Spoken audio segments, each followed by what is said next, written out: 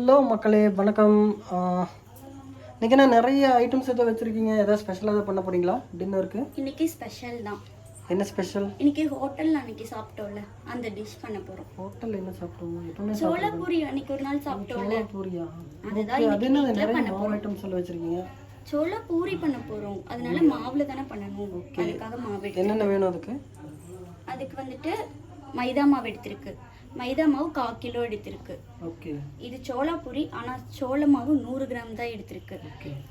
அதுக்கப்புறம் கோதுமை மாவு 100 கிராம் எடுத்திருக்கு. கோதுமை மாவு. இது கோதுமை மாவு. இது அரிசி மாவு. அரிசி மாவு 50 கிராம் எடுத்திருக்கு. இது எண்ணெய் வந்துட்டு 4 டீஸ்பூன் ஊற்றி காய வச்சிருக்கு. எதுக்கு காய வச்சிருக்கீங்க?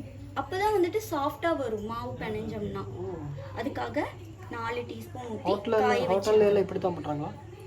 காய வச்சு. ஹோட்டல்ல எப்படி பண்றாங்கன்னு தெரியல, நம்ம வீட்ல இப்படி தான் பண்ணுவோம். ஓகே. அது என்னது?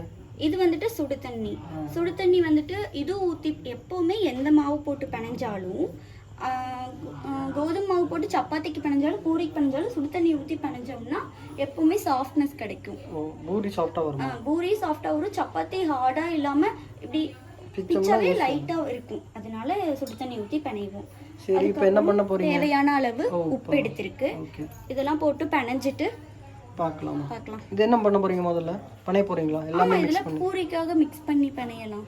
ஓகே, சரி, பார்க்கலாம். பிணைஞ்சதுக்கு அப்புறம் பார்க்கலாம் எப்படி இருக்குன்னு. பண்றீங்க? முடிஞ்சா? மாவு பிணைஞ்சு முடிஞ்சாச்சு. இதுல எண்ணெய் தடவி ஒரு 10 நிமிஷம் ஊற வச்சுட்டு அதுக்கப்புறம் எடுத்து நம்ம உருட்டி சுட்டுக்கலாம். பார்த்தீங்களா, நான் சுடு தண்ணி எண்ணெய் ஊற்றி இது பண்ணனால எப்படி இருக்கு பாருங்க. மாவு எப்படி இது பண்ணாலும் அந்த மாதிரி இதாகும், பிஞ்சு போகாம நல்லா உருண்டு வரும். உருட்டி காமிக்கிறேன். ஓகே. இது 10 நிமிஷம் ஊறட்டும். இது இந்த சோளாபூரியோட கிரேவி எப்படி பண்ணலான்னு பார்க்கலாம் வாங்க. ஓகே. சோளாபூரிக்கு ஏதோ மசாலா ஏதோ பண்ணுறேன்னு சொல்லியிருந்தாங்க, வாங்க எப்படி பண்ணுறாங்கன்னு கேட்கலாம். என்ன பண்ண போகிறீங்க? இப்போ வெஜிடபிள் குருமா பண்ண போகிறோங்க. சோளாபூரிக்கு 2 கேரட்டு, ஒரு உருளைக்கிழங்கு, ஒரு 10 பீன்ஸு, 2 தக்காளி, 2 பெரிய வெங்காயம், கொஞ்சம் சோம்பு. எதுக்கு சோம்பு வந்து அரைச்சி போடணும், தேங்காய் கூட அரைச்சி போடுறதுக்கு. சோம்பும் அப்புறம் இஞ்சி பூண்டு, முந்திரி பருப்பு, இஞ்சி பூண்டு, தேங்காய் ஒரு மூடி, சின்ன மூடி ஒரு மூடி போட்டிருக்குது. அப்புறம் பட்டாணி ஒரு 100 கிராம் வேவிச்சு வச்சுருக்குது. இது பட்டாணி இதெல்லாம் வேக வச்சது. அப்புறம் இங்கே பச்சை மிளகு ஒரு 5 பச்சை மிளகு, அப்புறம் மல்லி இலை, அப்புறம் கருவேப்பிலை, இதெல்லாம் போட்டு ஒரு கிரேவி பண்ண போகிறோம். நல்லா இருக்குது, சூப்பராக இருக்குது சோளாபூரிக்கு. சரி, வாங்க பார்க்கலாம். என்ன பண்ண போறீங்க? இப்போ ஒரு தேங்காய் ஒரு மூடி, சின்ன மூடி எடுத்துருக்குது. இந்த சோம்பும் முந்திரி பருப்பும் போட்டு நைஸாக அரைச்சிக்கலாம். அரைச்சிட்டு அப்புறம் கிரேவிக்கு உண்டானது அரைச்சி வச்சுக்கலாம். சரி. இப்போ சோம்பு, தேங்காய், முந்திரி பருப்பெல்லாம் போட்டு அரைச்சி வச்சாச்சு. இது லாஸ்ட்டாக தான் நம்ம அதுக்கு ஊற்ற போகிறோம். குருமாவுக்கு ஊற்ற போகிறோம் லாஸ்ட்டாக. சரி. இது ஒரு ஓரமாக இருக்கட்டும். கடாய் வச்சு காஞ்சிருச்சு. இப்போ எண்ணெய் ஊற்றலாம். எண்ணெய் ஒரு சின்ன கரண்டியில் ஒரு கரண்டி எண்ணெய் ஊற்றிக்கலாம்.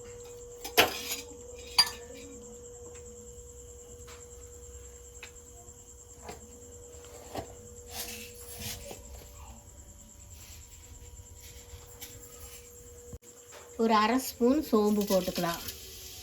ஒரு பட்டை, 3 கிராம்பு, 3 ஏலக்காய், இதெல்லாம் போட்டால் நல்லா வாசனையாக இருக்கும். அதனால் இது போட்டுக்கலாம். வெடிச்சதையும் வெங்காயம் போட்டுக்கலாம். 2 வெங்காயம்.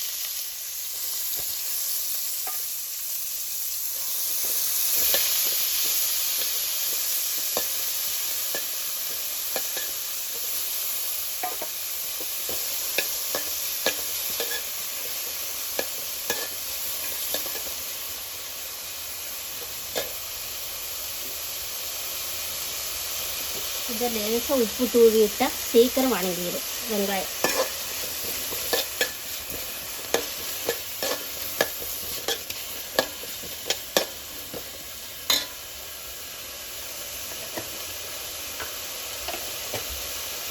வெங்காயம் வணங்கிடுச்சு. இந்த அளவு வணங்கினா போதும்.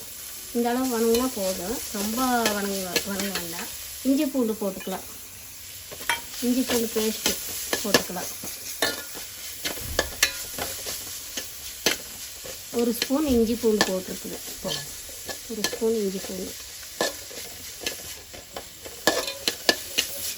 இப்போது பச்சை மிளகு போட்டுக்கலாம், ஒரு 5 பச்சை மிளகு கீறி வச்சுருக்குது, அதே போட்டு.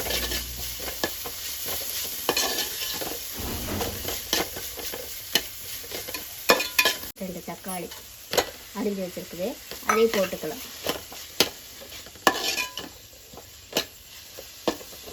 நல்லா வாசனையாக இருக்கா? வாசனை வருது. வாசனை வரும் நல்லா.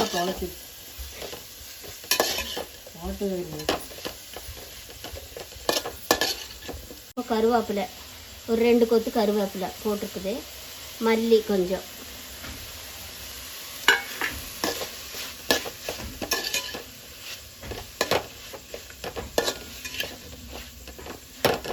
இப்போ தக்காளி கொஞ்சம் நல்லா வணங்கிருச்சு.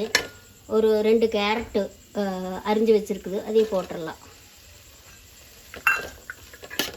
ஒரு 10 பீன்ஸு அதையும் போட்டுடலாம். ஒரு சின்ன உருளைக்கிழங்கு இதையும் போட்டுடலாம். போட்டு நல்லா வணக்கிட்டு நேரம் வேணும். இது ஒரு 10 நிமிஷம் ஆனால் போதும், சீக்கிரம் ஆயிடும். தண்ணி ஊற்றணும், நல்லா வணக்கிட்டு தண்ணி ஊற்றணும். கொஞ்சமாக தண்ணி ஊற்றிட்டு அப்புறமா அரைச்சி வச்ச அந்த தேங்காய், சோம்பு அதெல்லாம் அரைச்சி வச்சுருக்கோம்ல, அதையெல்லாம் ஊற்றணும் கடைசியில். இப்போ ஒரு 1/4 ஸ்பூன் மஞ்சள் போட்டோம், ஒரு 1/4 ஸ்பூன் மிளகாத்தூள் கலருக்கு.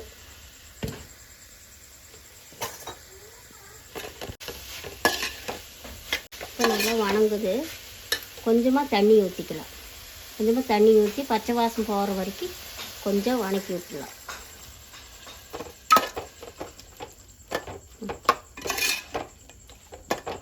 நல்லா வணக்கிட்டோம். இப்போ நல்லா வணக்கியாச்சு. லாஸ்ட்டாக பட்டாணி போடுறேன். பட்டாணி போட்டு நல்லா வணங்கிட்டு இந்த பச்சை வாசனை போகிற வரைக்கும் கொஞ்சம் மூடி வச்சு ஒரு 10 நிமிஷம் இருக்கணும். ஒரு 10 நிமிஷம் இருந்தால் அப்புறம் பார்க்கலாம். இது கொஞ்சம் வெந்திருக்குது, கொஞ்சம் உப்பு போட்டுறேன்.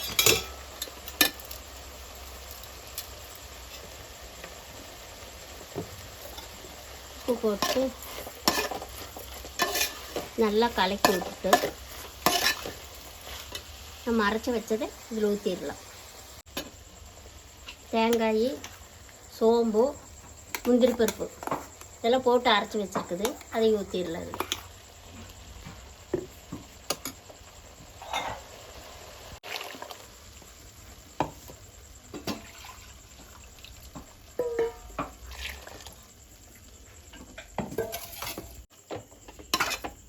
கொஞ்சம் தண்ணி ஊற்றி நல்லா கலக்கி விட்டுட்டு கொஞ்சம் பச்சை வாசனை போகிற வரைக்கும் ஒரு 10 நிமிஷம் பச்சை வாசனை போகிற வரைக்கும் அடைச்சி வச்சு வைக்கணும். இப்போ பூரி சுட போகிறோம். கடாய் வச்சுட்டு எண்ணெய் ஊற்றலாம்.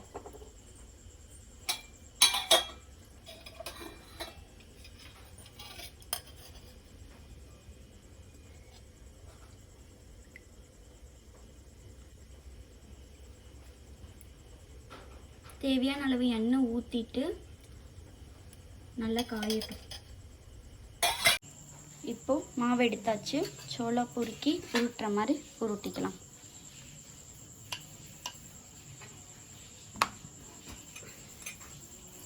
இப்படி நல்லா பெருசாக உருட்டணும் மாவு.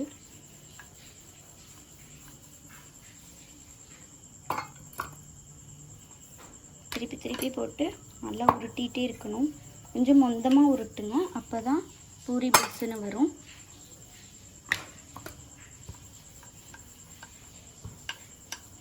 கொஞ்சம் நல்லா பெருசாக இருக்கணும், அப்போ தான் அது சோளா பூரி இருக்கும்.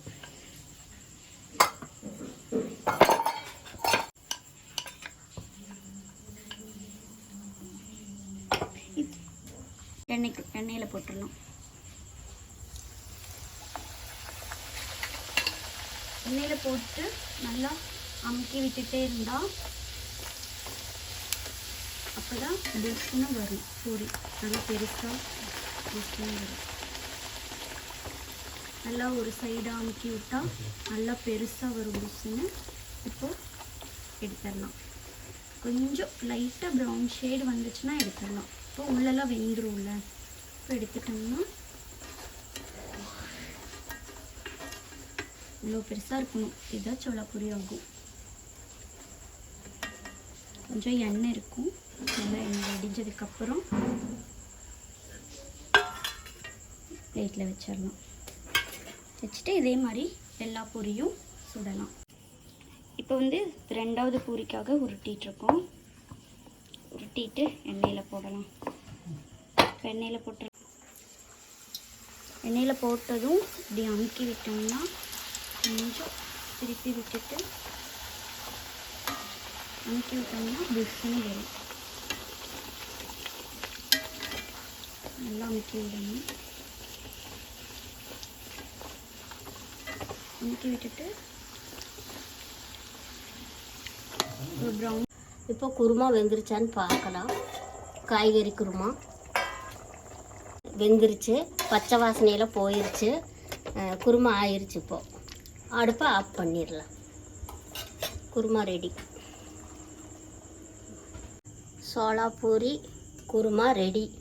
இதே செஞ்சு பாருங்கள். வீட்டில் செஞ்சு பார்த்துட்டு எப்படி இருக்குதுன்னு சொல்லுங்கள். சோளாபூரிக்கு இந்த குருமா நல்லா இருக்கும் சாப்பிட்டா.